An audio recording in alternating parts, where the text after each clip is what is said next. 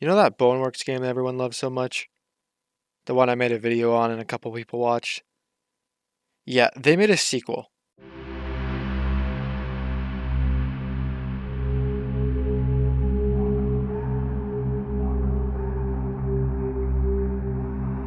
I mean, it can't be that good, right? Holy shit, it's fucking crazy!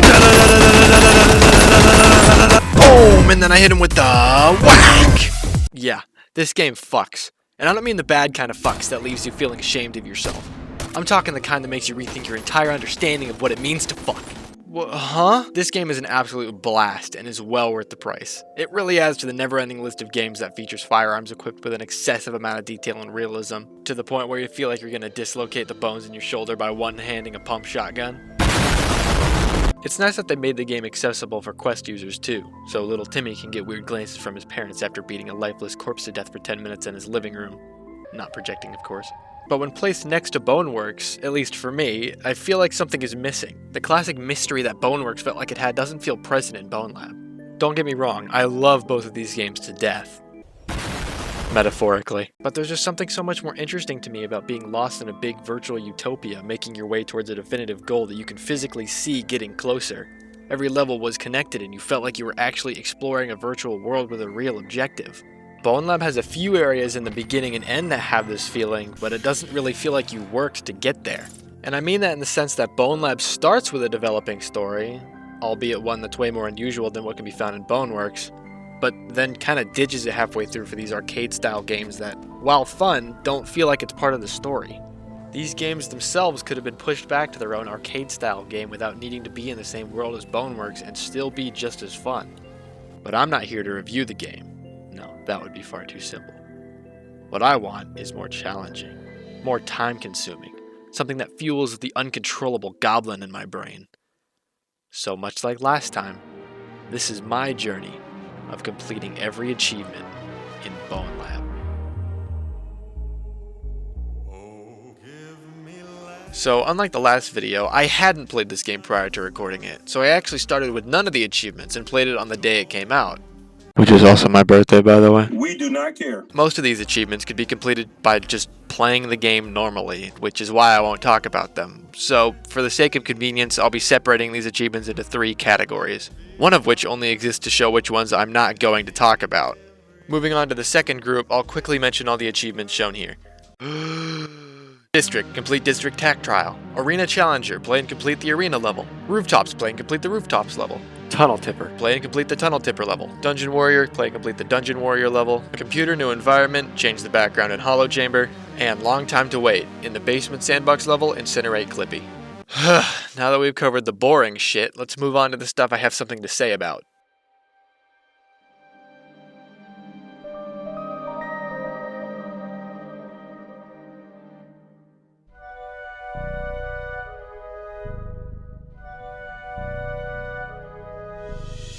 Alright, so anyone that's played BONELAB for more than, well, I guess 3 levels knows what I'm about to talk about.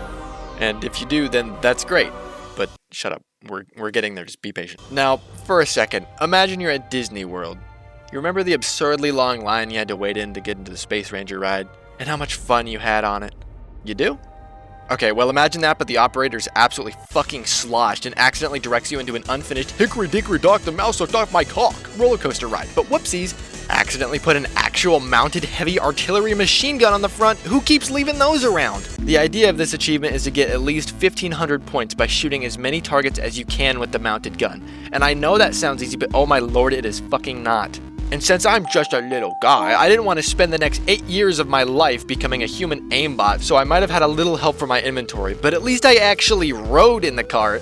Now, you might think I'm a little on that batshit crazy side, but I don't typically look towards a fictional VR shooter to get bent over and fucked, because I found out after getting the achievement normally that there's a way to clip through the door and get the achievement on foot. Granted, even if I had known about this method before I completed the achievement, I probably still wouldn't have used it, and you shouldn't either, but I know you wouldn't. You're not a coward. So I've noticed the video has been pretty dark and disturbing so far. So let's lighten the mood and talk about suicide. That's right, there is an actual achievement in this game that is earned by hanging yourself, which I spent dancing through I promise this is not a thing in real life. Please do not go for this achievement in your IRL 100% speedrun. Also, I'd like to point out that the game has the audacity to set the description of this achievement to say, hang in there. Everything about this achievement is just so bizarre to me. But you know what they say, kill yourself. So you know those Russian dash cam videos?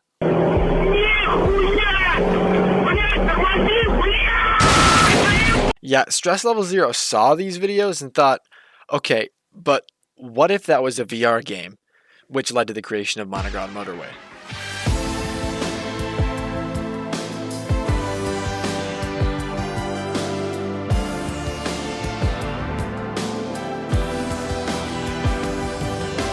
And trust me, there is the same amount of horrendous car accidents and broken bones in this game compared to real life.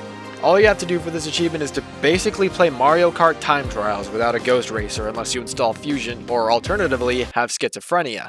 It's also worth mentioning that there are 2 sub-achievements, one being 150 and the other being 2 minutes. And if you get motion sick, you are going to have so much goddamn fun with this that your trash can will turn pretty colors. But don't worry, as long as you have an RGB trash bag with 8 gigs of RAM, Intel integrated graphics, and a 16KB SSD, you'll be fine. And to all the Quest players who have no idea what I just said, they also sell RGB pacifiers in the pussy section right next to the adult diapers. Now that I have the equivalent of a small country angrily banging on my door for disrespecting the standalone Quest, we can get into the one that I had oh so much fun with last time.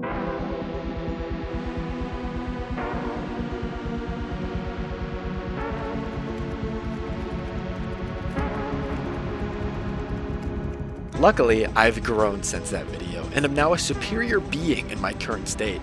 And because I'm pretty sure I was still in diapers when I made that. So there weren't any obstacles that got in my way for this one, despite it taking me the longest to complete by far. Seriously, I have like 3.5 hours of raw, unedited footage trying to get this achievement. Much like in Boneworks, the Fantasy Arena was just a collection of different wave survival challenges with different shticks. Like a different weapon every round, or spawning way too many crablets, or my wife leaving with full custody of the pantry. You just never really knew what came next until you played it. Or just read it all first like a stupid idiot loser. But all in all, this achievement was pretty fun to get because I enjoy switching my brain off and shooting fictional zombies and headcrabs in a virtual world complete with a virtual reward. It's just a shame that the holes it leaves in my walls are very, very real.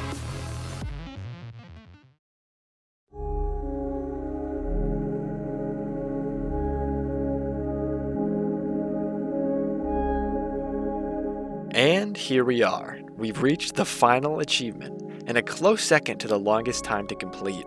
All you have to do for this achievement is to take the Apollo doll from the beginning of the game all the way to the end. Except unlike many other essential items in the game, you can't just put it in your inventory. So might as well rename this achievement to completing the game with only one hand. Or so you'd think. See, any type of ordinary-ish people would see that the constant occupation of your offhand would be a detriment. But only the elite see it as a top-tier side-grade weapon, and let me tell you why.